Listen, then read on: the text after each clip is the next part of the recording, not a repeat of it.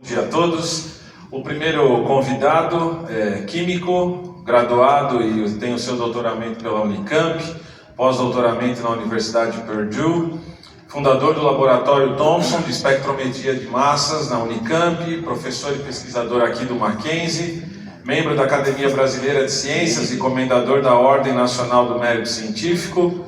Tem uma reação química com o nome dele, a reação Eberlin. É autor de Antievidência, de Fomos Planejados e é o presidente da Sociedade Brasileira de Design Inteligente, professor Marcos Eberlin, por favor. Posso fazer esta máscara? Bom, um dos nossos convidados, ele é bacharel em Teologia pela Faculdade Teológica Sul-Americana, pós-graduado na Escola Austríaca de Economia pelo Centro Universitário Ítalo-Brasileiro, pós-graduado em Neurociência e Psicologia Aplicada aqui pela Universidade Presbiteriana Mackenzie, é o, entre aspas, vamos dizer assim, o dono do canal Dois Dedos de Teologia, pastor da Igreja Batista Manaim, e queria convidar aqui para subir ao palco o pastor Iago Martins, por favor.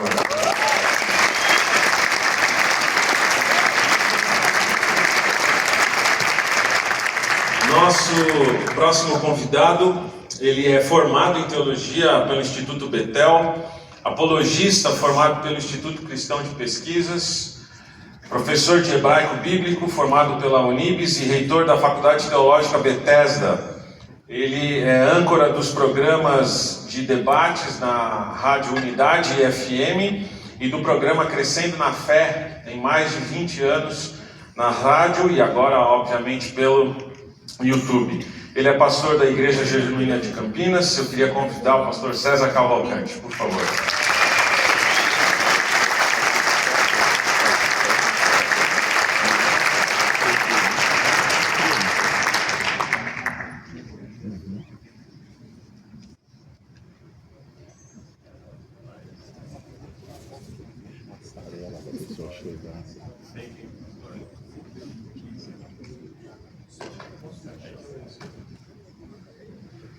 Muito bem, a gente vai conversar então um pouquinho sobre o que o Marcos já tinha feito aqui a introdução, e eu queria fazer a primeira pergunta para os três, é a mesma pergunta.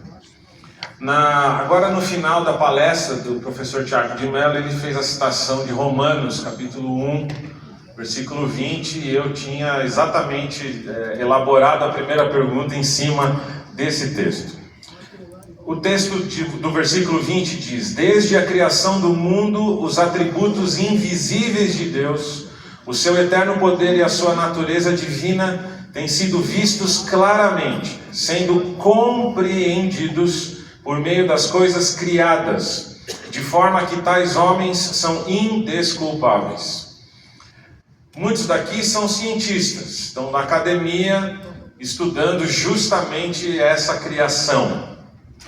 Então, eu quero fazer essa primeira pergunta para quem não é cientista também, como a gente é, o caso do Iago e do César. Marcos, começando por você. Quando você está lá no laboratório, fazendo as suas pesquisas científicas, as conclusões a que você chega pelas pesquisas, você consegue compreender pelas coisas criadas e entender os atributos invisíveis de Deus? Marcos, eu queria citar outros versículos. Eu quero citar o que eu acho ainda mais contundente em relação a essa percepção científica da existência desse designer que a gente chama de Deus. Jó 12, de 7 a 9 diz assim: pergunte, porém, aos animais, aos peixes do mar, às aves do céu, à terra, quem de todos eles ignora que o Senhor os fez?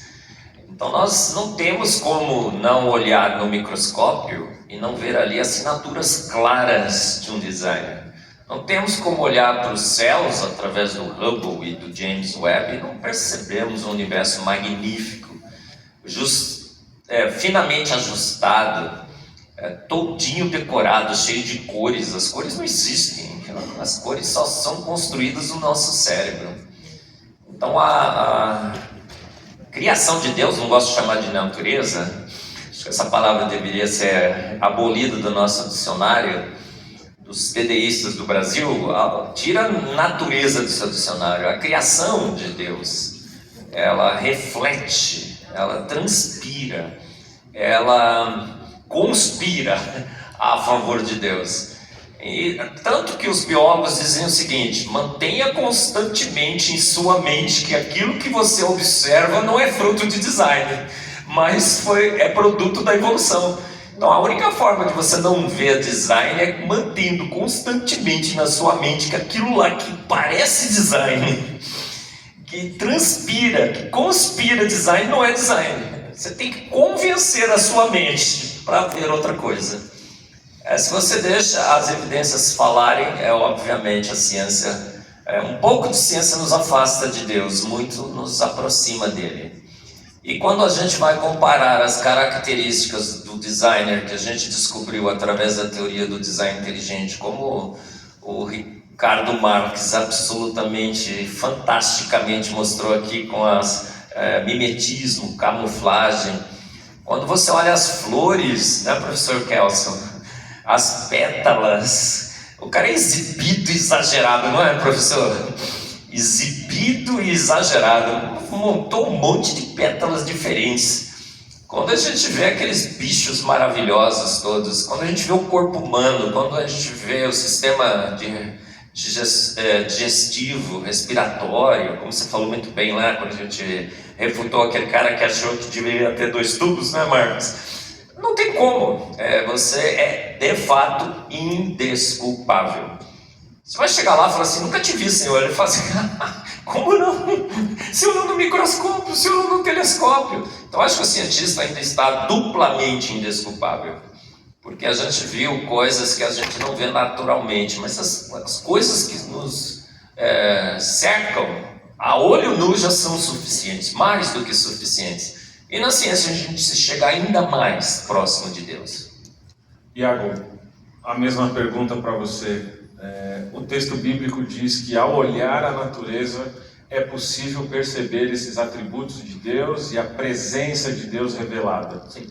É possível mesmo perceber isso? Claro, é impossível não perceber. É impossível não perceber. Quando você olha para um mundo tão complexo, tão cheio de evidências, de um design, de um propósito, de uma sintonia, é óbvio, eu sempre digo isso: você não precisa de fé para acreditar que Deus existe. Só não ser doido. Por isso que a Bíblia chama de tolice, de loucura, quando o homem diz que não há Deus. Mas eu gosto de lembrar de Mateus 14 nesse processo, quando os fariseus chegam até Jesus e pedem mais um sinal de que ele é o Messias. Ele já tinha dado vários sinais, tinha realizado milagres, expulsado demônios, dado vista a cegos, ressuscitado mortos. Eles pedem mais evidência. Dá um sinal de que tu é filho de Deus. E parece muito a postura do cético moderno, diante de um Deus que entrega sinais diariamente, uma criação tão poderosa, tão bela, tão rica, que revela detalhes do caráter e do poder dessa divindade. Um Deus que você consegue perceber a ira, como diz Romanos 1, por meio das forças naturais. Um Deus que você consegue perceber o amor por meio da comida e da alimentação, que você percebe a criatividade por meio das cores. Um Deus cujos atributos são dados até na criação. Quando você nega essa existência de Deus com base nisso, por que isso acontece? É um problema intelectual, pura e simplesmente? É falta de evidência? Quando os fariseus pedem sinal para Jesus, quando Jesus já deu muitos sinais, o que ele diz é: vocês conseguem olhar para os céus, e a partir das nuvens e da cor do céu, vocês conseguem saber se vai chover ou não, mas vocês não conseguem perceber os sinais do reino. Então o que Jesus diz é: vocês conseguem ter uma observação científica das coisas, ver relações de causa e efeito óbvias, mas vocês negam que eu sou o Messias, vindo aqui realizando milagres? Ou seja, o problema daquelas pessoas não era intelectual, eles conseguiam olhar para a natureza e entender algo da natureza. Havia um outro problema. Ele diz: uma geração má e adúltera pede um sinal. Qual era o problema daqueles homens? Era intelectual? Era, mas era intelectual a partir da onde? De falta de instrução? Não. De falta de moral, de falta de espiritualidade. Havia uma cegueira que o Deus desse século havia dado para cegar o entendimento dos impérios. Aí o que é que Jesus diz? Nenhum sinal mais lhe será dado. Agora você só vai ter o sinal de Jonas, que era sua morte e ressurreição.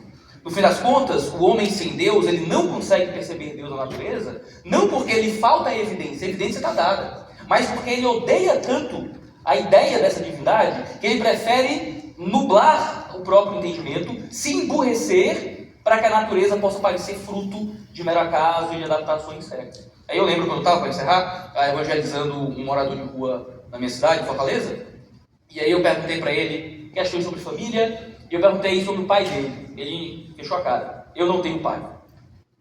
Bom, alguém tem pai, né? Eu perguntei, seu pai morreu, o que aconteceu? Ele, não, ele não existe. E aí eu entendi já, né? Pô, o cara vai dizer que o pai dele não existe, e quando eu perguntei se morreu, ele não divorciou, não é que o pai dele não existe, é que ele odeia tanto o pai, que ele prefere fingir que ele não existe. E no fim das contas, esse é o problema do homem sem Deus, não é? O pai está lá, está dado. Se não houvesse pai, ele sequer existiria. Mas por alguma questão interior, ele prefere fingir que esse pai não existe. No fim das contas, essa é a realidade do homem sem Deus. Pastor César, como é que você vê esse texto de Romanos e provavelmente tem outros para citar com relação a isso, né? O texto de... Bom dia a todos, a todas, Deus abençoe. Obrigado pelo convite, aos Marcos. E bom estar aqui com o Iago também.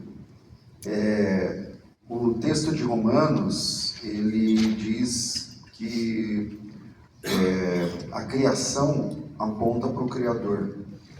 E isso é uma questão tão óbvia no sentido de que se esse copo de água está aqui, eu tenho que entender que alguém construiu isso aqui, projetou a ideia, executou a ideia, encheu com a água, lacrou, tal, alguém trouxe aqui, houve uma logística e tal. É óbvio. Ou seja, diante da criação e a sintonia fina da criação, existem dois caminhos. Um deles é o óbvio. Alguém fez, alguém construiu, alguém projetou e executou. Tem alguém sábio bastante para projetar, devido à complexidade. Esse alguém tem que ser extremamente inteligente e poderoso bastante para executar. Então, para esse copo chegar aqui, alguém pensou na ideia do plástico, alguém colocou e tal, e pagou por isso, e transportou e tal, e chegou até aqui. Esse é o básico, para esse copo estar aqui. Quando a gente olha para a criação, a mesma coisa. Tem que ter alguém inteligente bastante para pensar numa coisa tão complexa e poderoso bastante para executar uma coisa tão complexa e que existe. E aí a gente vai... E a gente está, no século XXI, a gente está vivendo uma dobradiça, na minha opinião, uma curva nessa questão do ateísmo. Por quê? Porque até tempos atrás, ninguém nasce ateu. Ninguém nasce ateu. O ateísmo é construído. O ateísmo é construído na mente das pessoas. E como que se constrói essa compreensão ateia? A partir, como disse o Iago aqui, ou de uma decepção, ou de um ódio, de algum sentido, de algum sentimento, se constrói essa ideia do ateísmo. Ninguém nasce ateu, porque em povos, em comunidades ágrafas, não alcançadas, eles têm uma divindade. É exatamente isso que o texto de Romanos que você está mostrando aqui está dizendo.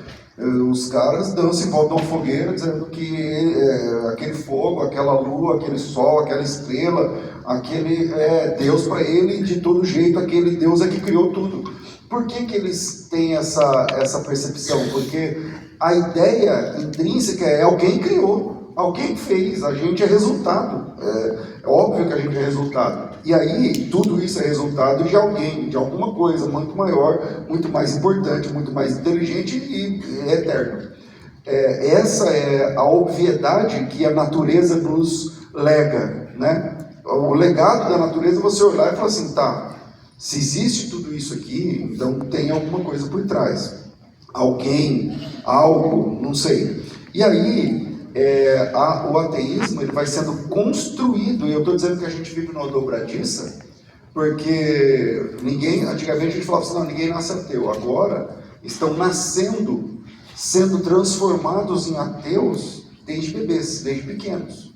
E isso não era um fato até, 30, 40 anos atrás. O ateísmo se construía a partir ou de uma decepção ou tal, e às vezes também na academia. O Evelyn falou assim, há muita ciência face de Deus e tal. Então, dentro da academia, que é um contrassenso no sentido de que os grandes vultos da história da ciência eram teístas. Muitos, inclusive, cristãos, mas essencialmente teístas. E hoje em dia há esse câmbio aí, onde dentro do universo acadêmico tem bastante pessoas, bastante vultos importantes, inclusive, que são ateus. E aí a gente está vivendo essa dobradiça no sentido de que a criança no berço já está sendo, a fé já é desconstruída e a ideia de que existe um Criador já é desconstruída no ninho, entende? E isso torna mais importante ainda trabalhos como esse que o Evelyn pilota aqui. Iago, você quer falar? Posso fazer um adendo só, bem rápido? O pastor César falou que ninguém nasce ateu. No design inteligente, viu, pessoal, tem o Douglas X, ele escreveu um livro, Undeniable. É um livro que a gente está tentando traduzir, vamos ver se conseguimos rapidamente. E ele mostra pesquisas, viu, pastor, feitas com crianças ao redor do mundo, muitas publicadas em revistas científicas, com crianças ao redor do mundo, e a conclusão é exatamente essa. Toda criança crê que há um Deus. Por quê? Porque toda criança é um pequeno cientista. Todos nós somos cientistas, viu, gente? Tem uns profissionais e uns amadores, mas todos somos cientistas. E quando a gente nasce, a gente começa a investigar o mundo ao nosso redor. E exatamente como a Bíblia sempre disse, os atributos invisíveis desse grande Criador se veem claramente. Invisíveis, mas se veem claramente. Então eu brinco, a criança põe o dedo na tomada, leva um choque. Quem colocou o dedo na tomada? Eu coloquei, não sei, deixa eu ver. Quem é raiz aí? Criança raiz, né, cara? Tinha medo de chinelo? E a gente passa a crer no elétron. Alguém já viu o elétron? Nunca, mas a gente passa a crer, porque a gente é eletrocutado pelos seus efeitos. E aí exatamente isso, pastor, aos 15, 16, 17, como o Iago mencionou aqui, a gente se torna ateu porque a gente... Olha, ele colocou 2 ou 3 efeitos. Primeiro é que você acha que Deus vai te restringir algumas atitudes que você gostaria de ter. Segundo, a decepção com Deus, que Deus não é exatamente do jeito que você acha que ele deveria ser. Deus é mau, Deus é injusto. E a gente passa a cancelar Deus, como o Iago, esse exemplo maravilhoso que você usou, né, Iago? Eu não tenho pai. Então a gente passa agora a dizer, não existe Deus, não existe Deus. Mas ateu até o avião começar a cair. Vou contar uma história bem rápida aqui. Um amigo meu estava no avião da Latam, que estava sobrevoando o Atlântico, acabou toda a energia, teve uma pane elétrica, zero, entrou aquele geradorzinho de turbina, ele abriu a comunicação com a cabine dizendo, olha, a gente vai cair, não há condição de eu voltar, mas vou tentar voltar para Belo Horizonte. Sem querer, ele abriu para todos os passageiros do avião. E aí, Luiz Fernando da Waters, aí eu perguntei para ele, o que aconteceu, Marcos? Todos reunidos em grupos de oração. Mas não tinha nenhum ateu lá que falava assim, não, se cair, cair, se não cair, não caiu, não estou nem aí. Não, todos. Então na hora que o avião começa a cair, a gente volta à nossa velha percepção de criança, de que realmente há um Deus que fez todas as coisas. Douglas X, a gente vai traduzir esse livro. Iago, o César falou sobre a construção do ateísmo, né, na sociedade. E a construção do teísmo? As pessoas nascem teístas. Você consegue ver como a ciência pode contribuir na construção do teísmo na sociedade?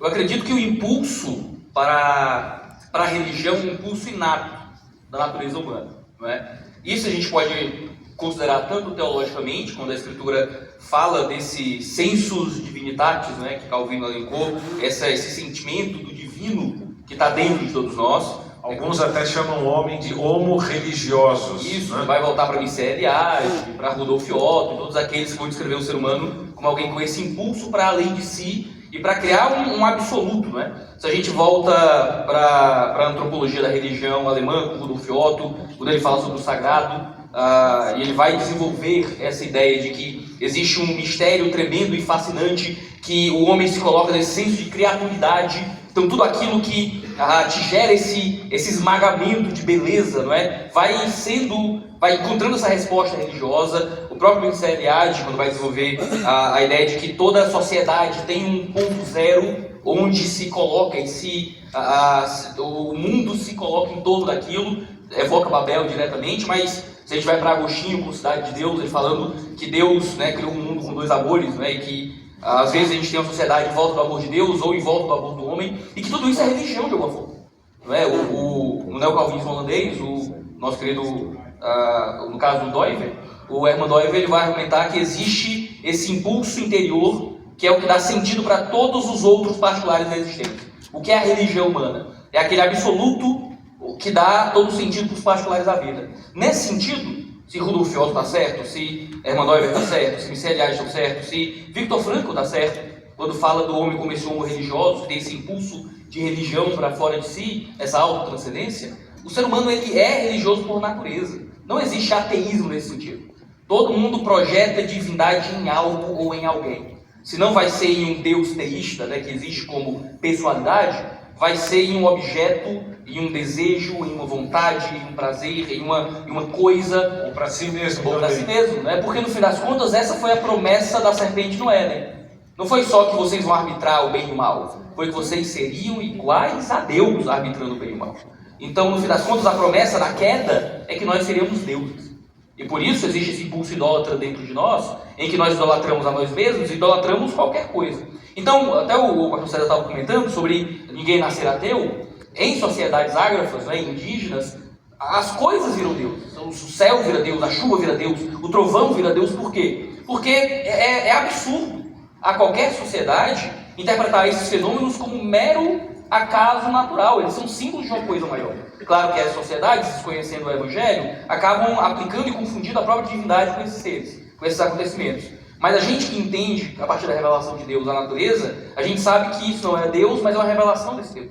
Então, no fim das contas, a gente tem que, primeiro, sair dessa argumentação e dessa cosmovisão ateísta, que vem pós-secularismo, do fim do mundo mágico, né? Da ideia de que existe sentidos sobrenaturais por trás das coisas, e voltar à ideia de que existe religião em todo mundo. Quando a gente fala de política, por exemplo, né? Deixa a religião fora da esfera pública, isso é impossível, porque todo mundo vai ter alguma religião, a mesma religião ateísta. O ateísmo se expressa como religião. Isso não é um xingamento ou coisa assim que a gente fala, né? Tem que ter muita fé para ser ateu. Tem que ter mesmo. Mas existe um impulso religioso dentro de todo ser humano que vai se expressar em algo. Se a gente consegue devolver essa linguagem para o debate público, a gente para de entrar em certos ostracismos, de dizer, o religioso deveria deixar a religião dele fora da ciência. Tá, mas o ateu não deixa a religião dele fora da ciência. Então por que a minha tem que estar fora da ciência? Entendeu? Então, no primeiro momento, há uma batalha de linguagem e de uma melhor compreensão antropológica, de entender que o impulso religioso é inato ao ser humano e ele se expressará de alguma forma. Vai ser continuado. Nesse caso, o cientista pode fazer da ciência a sua religião. Claro, e faz muitas vezes, né? Quando a ciência, por exemplo, vira uma esfera moral, e aí o que é o certo e o errado, o que a ciência diz. E aí, ao invés da ciência ser uma descrição de fatos ou de acontecimentos, a ciência vira uma ética por si só. Ditando normas de conduta e comportamento. Quando a ciência vira uma fé, na pandemia eu ouvi muito isso. Confie na ciência. Não é? Opa, mas confiar na ciência, tudo bem, eu entendo, eu tomo remédio, eu tomo vacina. Iago, era ciência, ciência, ciência, como santo, santo, santo. Então assim, confie na ciência. Pô, a ciência não é objeto de confiança, é o contrário. O processo científico é um processo de questionamento constante, de desconfiança, de revolução tecnológica. Claro que, de novo, eu não estou dizendo que a gente tem que desconfiar no sentido último, não tomo antibiótico, remédio, o que é que seja. Mas quando eu começo a tentar defender a ciência como uma fé a ser abraçada sem questionamento, eu tenho um problema. Quando a ciência substitui todos os outros tipos de compreensão. Então, teus colegas, por exemplo, vão dizer, não, o único conhecimento verdadeiro é o conhecimento científico. Aí tá, mas o conhecimento econômico não é científico. E quando tu compra uma coisa, um sistema de preços, é uma informação sendo transmitida. de escassez, de demanda, de oferta. Não é um conhecimento que você tem pela ciência, mas um preço ou informação. É um conhecimento válido? É.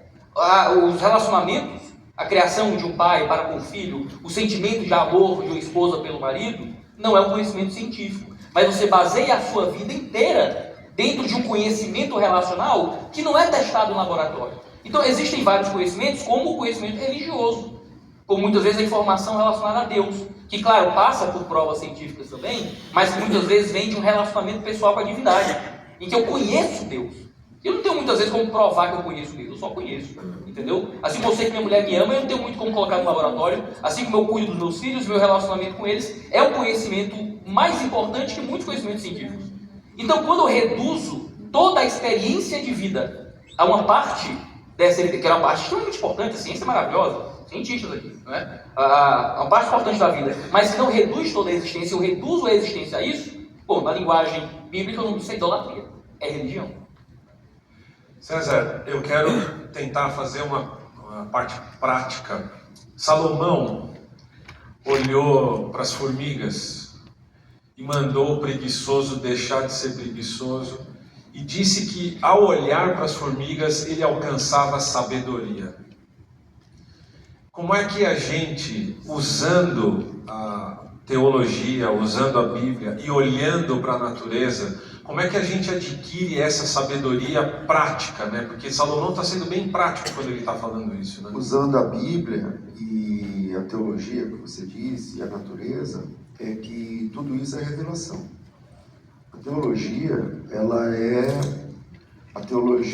ela é científica no sentido de que, assim como a ciência explora a revelação, a ciência não é dogmática. A ciência trabalha com a revelação, trabalha com o que temos. A teologia, a boa teologia, na minha opinião, ela trabalha apenas com a revelação. Tudo que a gente sabe sobre Deus é o que está revelado. A gente não sabe mais nada. A gente sabe o que ele falou.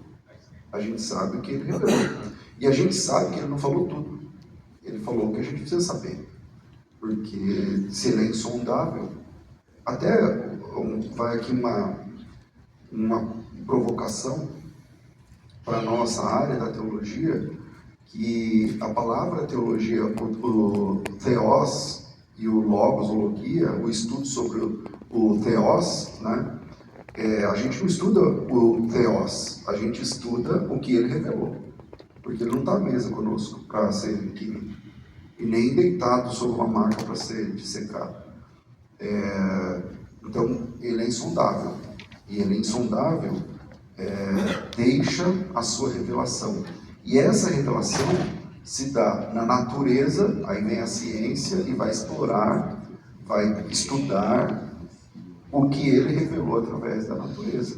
Aí vem os teólogos que vão estudar o que ele revelou a partir da sua palavra.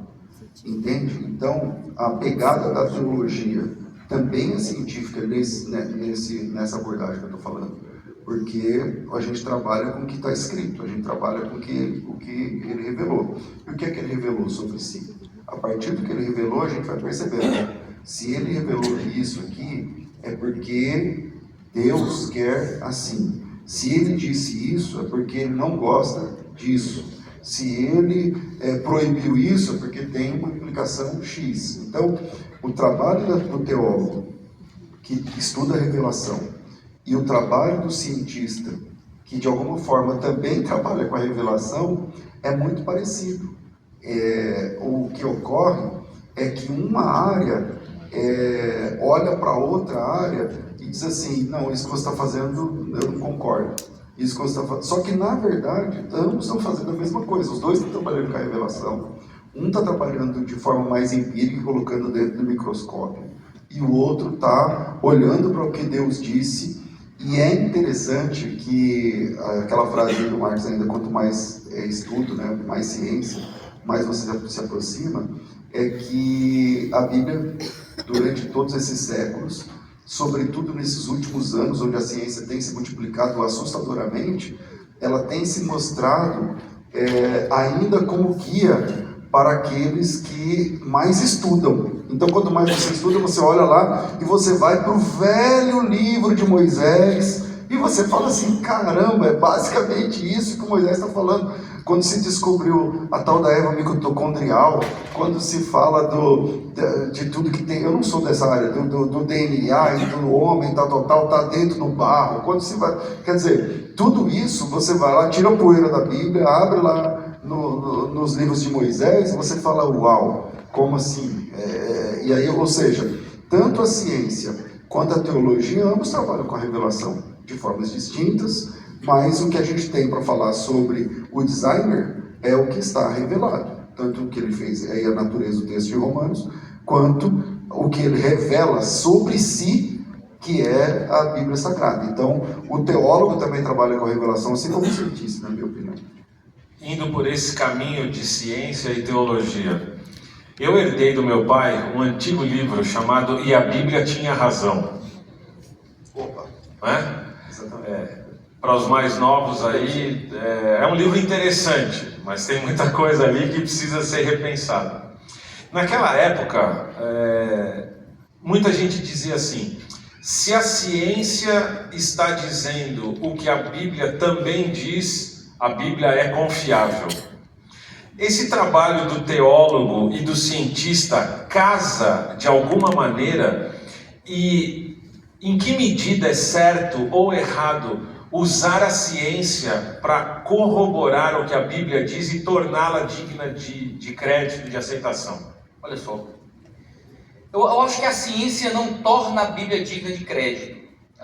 Eu diria que, uma vez que nós somos homens guiados pela fé, deveria existir, num primeiro momento, até mesmo uma disposição dualista, no sentido de, mesmo que a ciência desdiga tudo que está revelado aqui, pois eu viro anticientífico, acabou. Pois a ciência está errada, a Bíblia está certa, acabou. Aquela velha história, né? Você acredita que o peixe engoliu, que a baleia engoliu Jonas? Não é baleia o peixe, mas você crê que a baleia engoliu Jonas? Rapaz, se a Bíblia dissesse que Jonas engoliu a baleia, eu acreditava. Né? Porque está no texto, acabou. Então, se a gente crê que ali é a revelação do Senhor, deveria existir uma disposição clara no nosso coração de não importa o quão anticientífico sou, o quão contrário a toda outra razão, eu calo a minha consciência para ser cativo à palavra de Deus. Essa é a ideia da fé fides intelecto, né? A fé que vai procurar o entendimento. Num primeiro momento, essa deveria ser a postura. Eu amo a revelação desse Deus a esse ponto de que eu posso não entender nada, não sei explicar, não tenho apologética, não tenho ciência, mas eu era cego e agora vejo. Para mim é o bastante. Essa é a postura dos primeiros, né? Ah, quem foi esse aí? Não sei. Sei que eu estava cego e agora estou vendo. Então é esse cara que eu vou seguir, né? Então tinha que ser a primeira postura da gente, a postura de eu sigo cegamente. Mas, e essa é a maravilha da nossa revelação, é que não é isso que ele pede da gente num segundo momento. É que essa fé, que às vezes ainda não encontrou entendimento, é uma fé que vai inspirar o entendimento. Porque o Deus que se revelou, é o mesmo Deus, como o pastor disse muito bem, que o Deus que se revelou de forma especial na palavra, é o Deus que se revelou também na natureza. O mesmo Deus que escreveu a Bíblia, é o Deus que criou o mundo à nossa volta. Então não tem como existir contradições entre essas duas coisas. O que é que isso significa? Que se nós temos uma teologia bem feita e uma ciência bem feita, elas sempre vão ser a mesma coisa. Elas sempre vão confluir para o mesmo lugar. Se eu encontro uma discrepância entre a revelação especial, ou a minha leitura da revelação especial, e a revelação natural, ou a minha leitura da revelação natural, uma das duas coisas pelo menos está errada. Então, ou minha teologia está mal feita, ou a minha ciência está mal feita. E aí que entra um trabalho complicado, que talvez conflua teólogos e cientistas nesse processo. O que é que está mal feito? O que é que eu tenho que olhar de novo? O que é que eu tenho que ver mais uma vez? Claro que em um mundo secularista, dizer que uma ciência provavelmente está mal feita porque a revelação diz isso é um absurdo. Deixe a sua teologia na sua casa, aqui é ciência. Né? Mas se nós somos pessoas que possuem uma epistemologia diferente, que recebem uma revelação especial, nós temos um mapa para olhar a realidade. E claro, um processo científico neutro, que não existe mais como um ideal referencial, Processo teológico, né? também não é neutro, né? Mas se a gente tenta fazer direito, em tese chegaremos no mesmo lugar. Então, em um sentido, é bom quando as evidências científicas corroboram o que nós temos no texto bíblico. Principalmente quando são evidências arqueológicas, quando são evidências da história, do Novo Testamento, do Antigo Testamento, vira um peso apologético interessante para a gente mostrar que esse texto realmente é um texto válido. Mas quando isso não acontece, não deveria abalar a nossa fé. Deveria, por um momento de humildade teológica também, entender que nós não somos perfeitos como teólogos e talvez alguma leitura nossa possa ser melhorada, não é? Por outro lado, entender que a ciência também não é neutra, também não é objetiva, também não é absoluta e que ela pode melhorar na sua compreensão das coisas. Quantos elementos históricos, por exemplo, do Antigo e do Novo Testamento foram questionados por séculos, até muito recentemente, novas descobertas arqueológicas mostrarem que aquelas cidades realmente existiam, e que aqueles personagens realmente fizeram o que a Bíblia diz que fizeram, não é? E outras evidências, né? Antigamente a ideia era que o universo era infinito, vai contra, não é? Infinito no sentido de era eterno, né? Sempre existiu um universo. A matéria sempre existiu. Isso, então quando surge a ideia do início, universo com início, isso foi uma das grandes conquistas da nossa cosmologia, por exemplo, que sempre defendemos que o universo teve um início. Isso tudo nos ajuda, de alguma forma, a colocarmos a nossa fé na esfera pública com mais força e eficácia. O Iago falou sobre chegar a uma mesma conclusão com a teologia e com a ciência. Há algum tempo atrás, o Marcos e o César participaram de um debate que a princípio eu achei muito estranho. Era sobre a Terra plana lá na rádio. E quem ia debater com o terraplanista não era o cientista, mas era o teólogo. Aí eu fiquei mais curioso ainda. Falei assim, como assim? O Marcos foi o moderador daquele debate e o César estava debatendo com o terraplanista. Só que como o César falou, ele não é cientista, então ele não estava usando argumentos científicos. Enquanto aquele terraplanista queria usar argumentos que ele considerava científicos. Então, César, nesse sentido, como é que se chega à mesma conclusão? E vocês dois ali estavam mostrando que as conclusões de vocês eram completamente diferentes, né? É claro que, na minha modesta opinião, esse terraplanista não estava usando ciência da melhor forma, como também ele não estava usando a teologia da melhor forma. Mas como é que se chega a uma mesma conclusão, inclusive porque alguns pressupostos podem ser completamente diferentes, como o pressuposto do teísmo e o pressuposto do ateísmo? Como é que se chega a essa mesma conclusão se o designer criou tanto a revelação especial quanto a revelação natural? O problema é que, bom, se vocês não assistiram esse debate, por favor, procurem. É muito instrutivo e muitas vezes você vai dar muita risada. Especialmente quem quiser se divertir. Você vai rir muito naquele debate. É o seguinte, primeiro é que uma forma de tentar chegar num consenso é através da lógica, né? Então você tenta usar a lógica, porque são duas coisas distintas. Porém, o rapaz terraplanista, ele queria usar a Bíblia. Então, como ele queria usar a Bíblia, aí fica mais fácil, porque aí a gente tem então um campo para trabalhar. Então você está usando a Bíblia Sagrada e aí fica então tá bom, então temos agora como que eu vou dizer? Temos agora uma base. Então você vai usar a Bíblia como fonte? Vou. Então eu também vou. Então, teoricamente uma base comum para vocês isso, dois. Temos uma base comum agora. Então, dentro dessa base comum, aí fica mais fácil, porque aí ele vai usar texto, eu vou usar o texto, ele vai usar o texto original, o que ele achava que estava usando, eu vou usar, vamos fazer exegese e tal. Então fica mais fácil. Mas basicamente, através da lógica. E também, muito embora não seja da área da ciência, como eu disse desde o começo, mas eu usei, acho que um ponto lá foi a gravidade, um ponto que meio que não dá para sair, né, e tal. Não me lembro agora de outros argumentos que eu tenho explorado naquele debate, mas acho que eu fiquei mais no texto bíblico mesmo, né? Sobre texto bíblico, Marcos, um pouco, acho que, vamos ver se entra aí. A Bíblia diz que o visível é feito do invisível. Provocativo, tá? Entre aspas. Ali a Bíblia está falando de átomos? Assim, olha, eu queria só voltar um pouquinho nesse ponto, né, de quem é a autoridade, se a ciência ou se a Bíblia. Eu digo que, na realidade, a gente tem que usar a Bíblia para julgar a ciência, não a ciência para julgar a Bíblia. E por quê? Não é uma questão de fé, é uma questão histórica. Grandes embates ocorreram entre a Bíblia e a ciência. Quem ganhou esses embates sempre foi a Bíblia. Eu brinco, nem foi 7-1, Foi 7 vezes 7 vezes 7 vezes 7 a 0. 60 vezes Sempre 7. a Bíblia ganhou.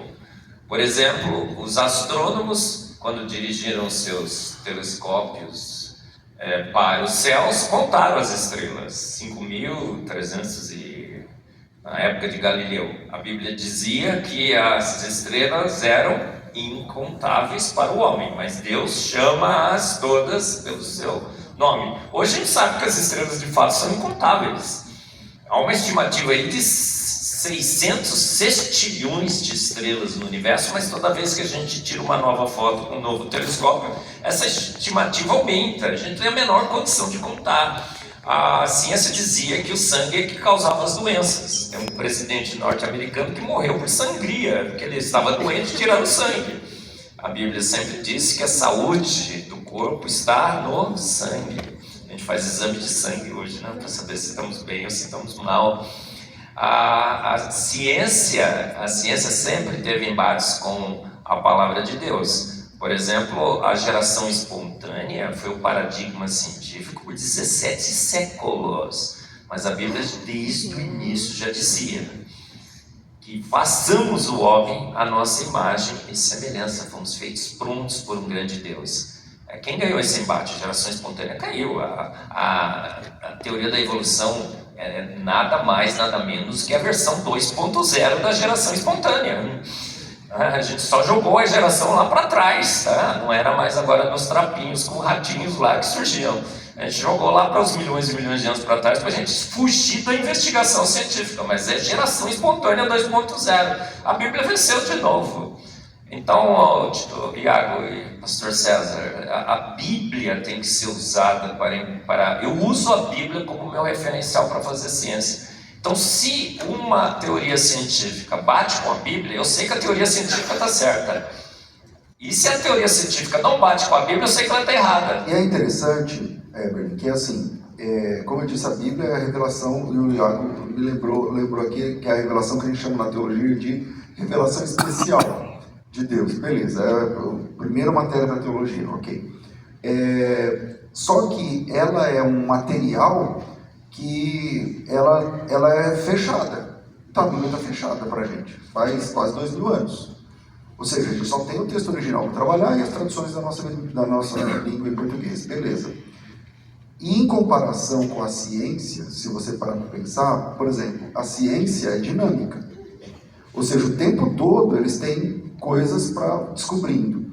E muitas vezes, no afã de tentar provar uma coisa... Eu não sei se para desclassificar a fé, eu não sei qual é a intenção, não posso julgar isso.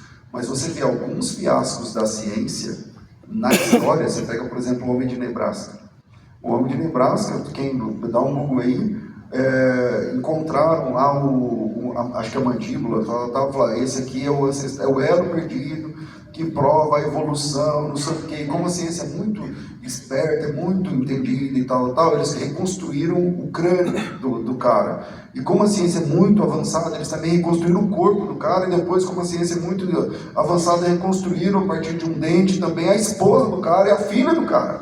Tudo bem. Depois foi descobrir que era o dente de um porco. Aí você fala... Por causa do avanço da ciência, descobriram que era o dente de um porco, entende? Isso não acontece na teologia porque está fechado lá o texto. Então a gente tem esse mesmo texto há quase 2000 anos. O que a gente pode divergir é na interpretação de alguma coisa. Mas o texto fundamental está lá. A gente não está colocando nada novo. A gente não coloca nada novo ali. E eu queria chamar a atenção para quem gosta de estudar sobre isso, para essa questão. Muitas vezes dentro da ciência acontece, igual esse exemplo aqui, tem vários, tá? Não tem só esse não, de falácias e tal, para tentar provar alguma coisa, e de gente, até gente séria, porque o pessoal do Homem de Nebraska que assinava eram cientistas importantes. Então eu queria deixar para a gente pensar sobre isso. Posso complementar? Eu queria também entrar nesse... Bora. Eu acho só que é importante a gente lembrar, para deixar as coisas bem calibradas, que apesar da palavra de Deus estar fechada, existe a doutrina da perspicuidade da Escritura, de que aquilo que é o central e primordial da revelação é fácil, é simples de entender. Por mais que os teólogos briguem, no seminário dizem isso. A gente está aqui fazendo um bacharel, depois um mestrado, doutorado, para discutir 5% da Bíblia. 95% é a senhoria da sua igreja, se ela sabe ler português, ela entende. É básico, é fácil, é simples. Mas quando você vai começar a entrar em assuntos mais complexos, a nossa leitura teológica também não é neutra e absoluta. Por que eu quero chamar a atenção para isso? Porque já houve vários movimentos, ao longo da história, de usar a escritura como base para amar a ciência também. Não é? Então, quando você pensa nos puritanos, usando a Bíblia para defender a escravidão, quando você pensa nos próprios terraplanistas, que tentam usar a Bíblia para defender o modelo de terra plana, qual é o problema que a gente tem aqui? Uma má leitura bíblica. Que quando eles entram em contato com a ciência e descobrem cientificamente que, oh meu Deus, o negro também é gente, né? Oh, nossa, o mundo não é um domo fechado e que não tem nada fora e tal. Você tem que entender que talvez a leitura do texto esteja ruim. Não é? E que aí também existe esse processo de humildade hermenêutica da nossa parte. A gente também pode acabar usando a Bíblia, uma má teologia, para validar a má ciência. E aí a gente tem um risco também. Só para também não parecer que a nossa leitura da Bíblia é totalmente objetiva, que a gente nunca vai precisar fazer o caminho contrário, às vezes. Quem sabe, talvez, eu sei que é menos comum, e graças a Deus que é menos comum, mas às vezes um bom processo científico pode chamar a atenção para talvez uma falha de leitura teológica. E dizer, rapaz, será que eu não estou interpretando errado aqui? O que eu disse, eu concordo 100%, que tudo isso está no processo da hermenêutica, né? Porque o texto fundamental está ali, né? Então é isso aí. Essa questão... Perdão, Não, posso falar um pouquinho? A Bíblia diz que toda escritura é inspirada por Deus e útil para o ensino. Por isso que eu acho que a Bíblia é realmente a nossa referência de verdade absoluta. Concordo com você, Iago. Às vezes a gente lê errado. A gente vai lá no I1, acha que são eras, tá? Totalmente equivocado. Você sabe que o hebraico não deixa espaço nenhum para eras ali. A gente vai lá e acha que, por exemplo, que o Big Bang se vê em Gênesis. Quando a Bíblia é muito clara. No princípio criou Deus os céus e a terra. 9,3 bilhões de anos para a terra aparecer. A gente fecha a questão com Darwin, quando a Bíblia, Jesus, o próprio Cristo disse, não tendes lido em Gênesis, que desde o princípio eu os fiz, homem e mulher? Não dá para ver evolução, né? Não, é impossível. Então é assim que eu vejo a palavra de Deus. Ela nos blinda de falsas teorias. Então quando alguém chega para você e fala que Deus criou ao longo de milhões e milhões e milhões de anos, com o Big Bang, eu já fui Big Bangista, tá?